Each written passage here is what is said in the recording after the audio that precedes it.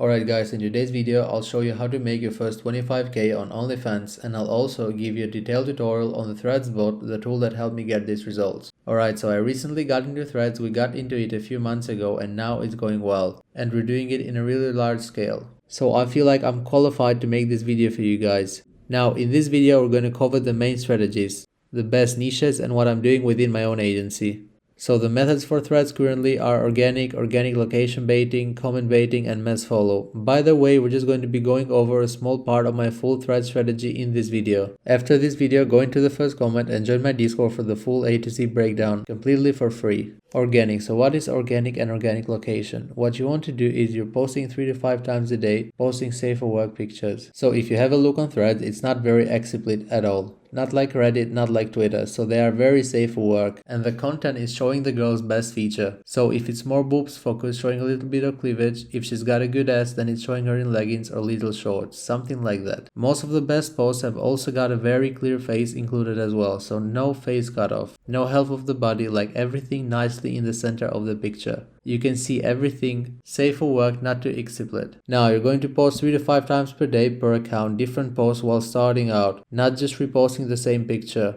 When the post does well, you're going to record that and you can repost the exact same picture the next day and it will likely continue to do well. So how Threads works is quite unique. When a post does well, there's a high chance that it will do well again the next day and the next day. So if you see the top accounts, they found like their top 10 posts and they're just reposting the same 10, just in intervals. Like they'll do 5 one day, then the next 5, then back to those 5, then the next 5. So it's quite unique. When something works in Threads, it works forever until there's a big update. But right now, that's the strap.